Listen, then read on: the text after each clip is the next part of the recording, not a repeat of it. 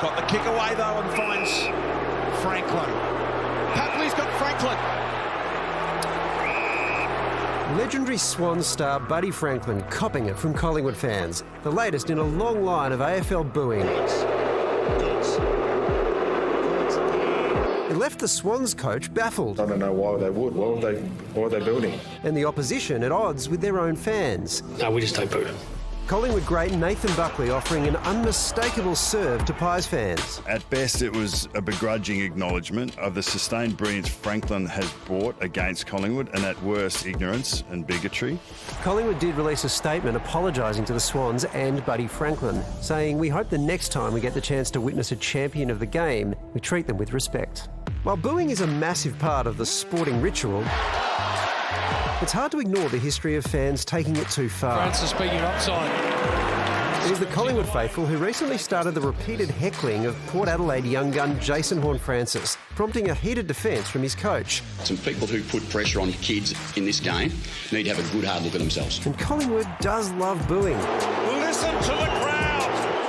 Meaning it's possible Buddy's just Collingwood's latest man of the match. When you look at booing across the competition of any player, unrelated to an incident during a game, it is just mindless. So is our propensity for booing just part of the theatre of sport? And when does it go too far? It's been 10 years since we played Collingwood here. Why would you be one of the champions of the game? Doesn't make sense to me. We're now joined by AFL Players Association CEO Paul Marsh. Paul, is this an extension of the Adam Goodes case, or is this something entirely different? Oh, it's pretty early to tell on that one. It's obviously it's pretty raw and pretty fresh. Look, all I can say is, firstly, I don't know, but secondly, I hope not. I think after what we all saw Adam go through, we'd certainly hope that another champion of our game wouldn't have to go through that. So let's hope our football community's learned its lesson from last time. Paul, the AFL's actually just released a statement. They have said they don't like the booing of Lance Franklin, but also Jason Horne-Francis that's been going on through the year. They've said that they don't want to see what they're calling excessive booing. I suppose that raises a question. I don't know if you can answer it. When's it excessive? Like, how do you figure out the line between fans being fans and, you know, creating theatre and spectacle and all that, and something tipping over? Is there a clear way to tell?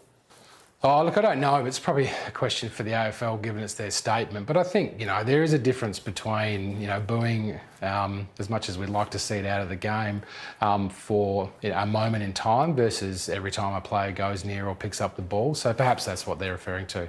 Paul, I know your point where you're talking about booing, but I do feel that it is somewhat theatre performance. I mean, you know, if I went to see a band, sing along, clap along, booing is part of it. And do you think, as a result of this media coverage, there's going to be more or less booing?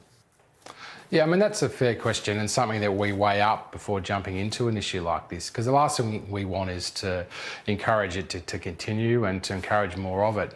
Sometimes you do feel the need to step into an issue, and it's not just about Lance. I think, you know, to consider what Jason's been through for 6 or 7 weeks now. You know, I think it's one of those things where you can have enough fun at the football. Yes, it's theatre, it's entertainment, but you can have enough fun in other ways without having to resort to booing a player every time he picks up the ball. Paul, if you went along to a Dave Thornton stand-up and it was awful, wouldn't you feel, you know, that you were, given you'd bought a ticket, you had a right to boo him off the stage? I would. No, I've seen Dave in action. He's not worthy of booing, that's for sure. Oh, you silver-tongued devil. Well. Okay. Well, not more throwing things? No booing at this end. Hey, Paul, can I join up with the Players Association and just put one on Steve? Is that fine to do that, mate? Yeah, no worries.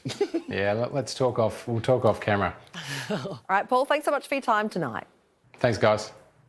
And the full statement from AFL CEO Gillan McLachlan is on our website. Well, that's a great fear, isn't it? That you'll make it worse by highlighting it. Especially where it's not clear. I had a really interesting chat today with a Collingwood fan and a Swans fan, both friends of mine, who were appalled by the Adam Goodes stuff. And both of them seemed to agree this wasn't that. Yeah. The danger is it becomes that because a trend has started and there's this sense of, well, you're not going to tell me not to, and there's apologies made and all that. So, like, it's a tricky line for people in our industry because, like, are you feeding the beast? I found that AFL thing really interesting, the statement. This is a quote from it. Jason Horne-Francis is an emerging star of our game. Lance Franklin is an all-time great. Our view applies equally to both.